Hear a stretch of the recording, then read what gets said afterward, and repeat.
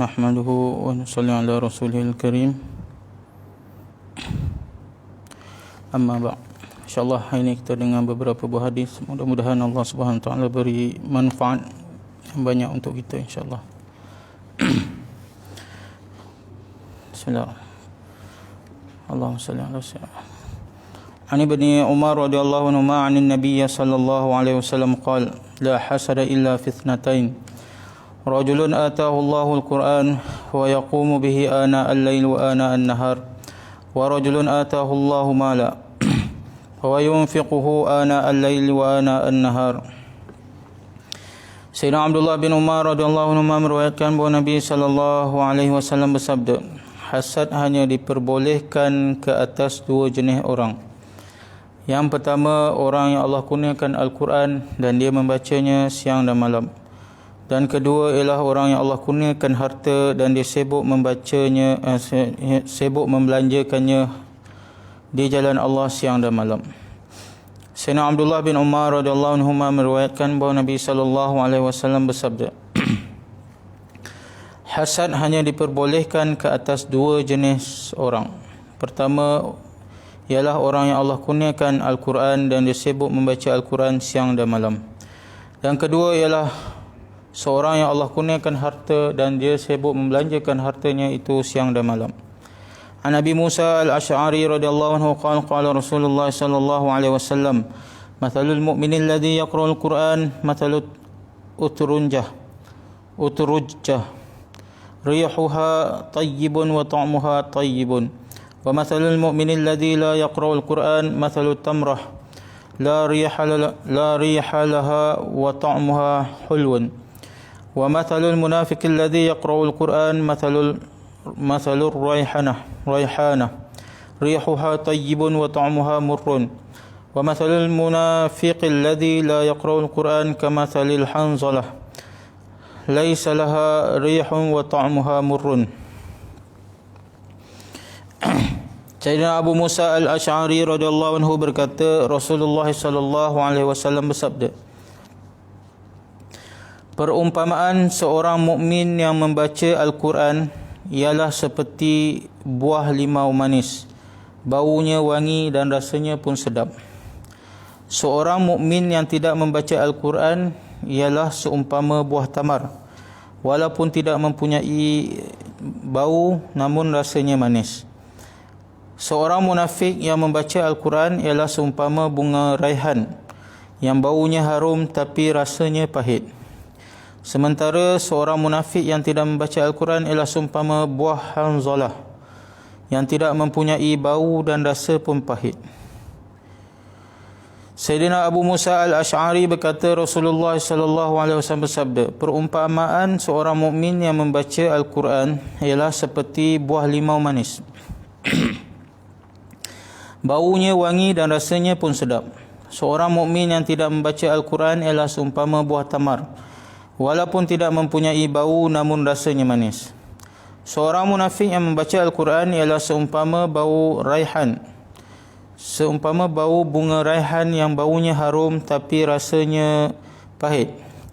Sementara orang munafik yang tidak membaca Al-Quran ialah seumpama buah hanzalah yang tidak mempunyai bau dan rasa pun pahit.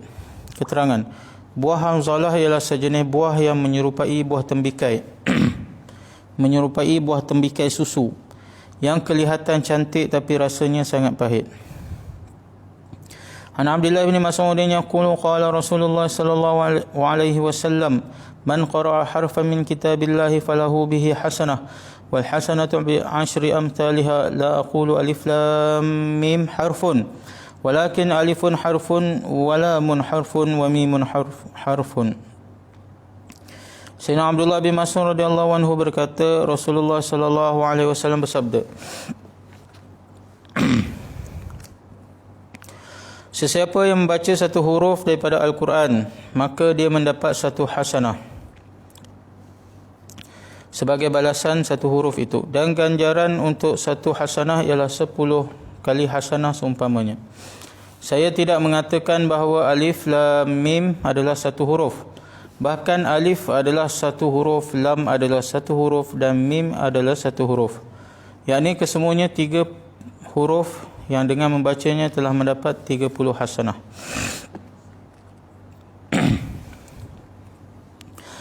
Sayyidina Abdullah bin Mas'ud radhiyallahu anhu berkata, Rasulullah sallallahu alaihi wasallam bersabda, sesiapa yang membaca satu huruf daripada Al-Quran, maka dia mendapat satu hasanah sebagai balasan bagi satu huruf itu, dan ganjaran untuk satu hasanah ialah 10 hasanah seumpamanya.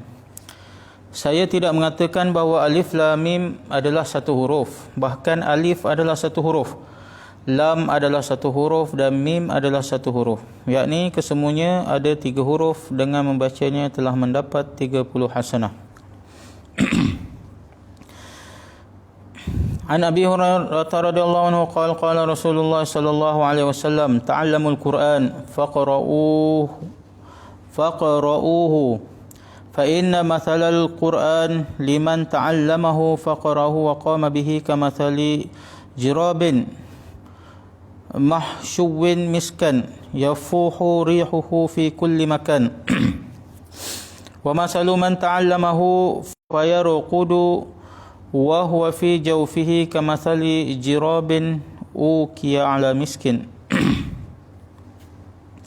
Sayyidina Abu Hurairah radhiyallahu anhu berkata, Rasulullah sallallahu alaihi wasallam bersabda, belajarlah Al-Quran, kemudian bacalah ia. Kerana seorang yang mempelajari Al-Quran dan kemudian membacanya dalam solat tahajud adalah seumpama satu uncang yang penuh dengan kasturi dan mulutnya terbuka, lalu baunya semerbak merebak ke seluruh tempat dalam rumah. Sementara seorang yang mempelajari Al-Quran dan dia tidur, yakni dia tidak membaca Al-Quran dalam solat tahajudnya, walaupun Al-Quran ada di dalam dadanya, adalah seumpama uncang yang penuh dengan kasturi tetapi mulutnya diikat.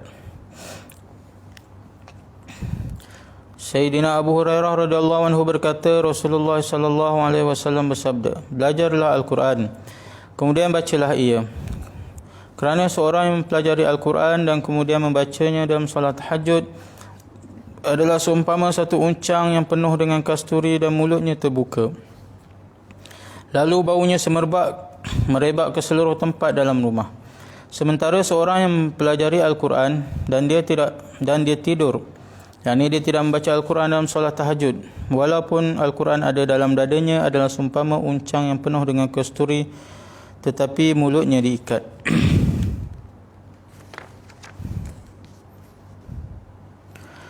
An Abdullah bin Amr radhiyallahu anhuma an Nabi sallallahu alaihi wasallam qala, yuqalu ya'ni li sahibil Quran iqra warqa warattil kama kunta turattilu fid dunya fa inna manzilataka 'inda akhir ayatin taqra'u biha.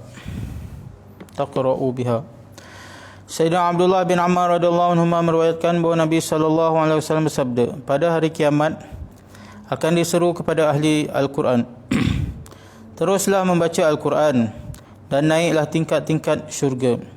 Bacalah dengan tartil seperti mana kamu di dunia kamu telah membaca dengan tartil. Tempat kamu ialah tempat maqam, yakni tempat kamu ialah pada ketinggian yang kamu sampai semasa membaca ayat yang terakhir. Sayyidina Abdullah bin Amr radhiyallahu anhu meriwayatkan bahawa Nabi sallallahu alaihi wasallam bersabda, pada hari kiamat akan diseru kepada ahli Al-Quran, teruslah membaca Al-Quran dan naiklah tingkat-tingkat syurga. Bacalah dengan tartil sebagaimana di dunia kamu telah membaca dengan tartil. Tempat kamu, yakni syurga kamu, ialah pada ketinggian yang kamu sampai semasa membaca ayat yang terakhir. Keterangan maksud ahli Al-Quran ialah sama ada hafiz Al-Quran atau seseorang yang selalu dan banyak membaca Al-Quran, ataupun seorang yang beramal dengan Al-Quran di samping dia merenung makna Al-Quran.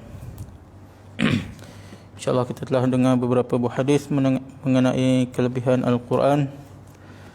Mudah-mudahan kita Allah bagi taufik dan hidayat untuk selalu membaca Al-Quran dan mendampingi Al-Quran.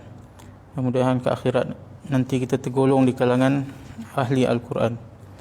Banyak kelebihan untuk orang yang baca Al-Quran ni. Mudah-mudahan kita dapat semua kelebihan-kelebihan yang Nabi SAW sabdakan ini, insya-Allah. Subhanallah bihamdihi subhanakallah. Masyaallah.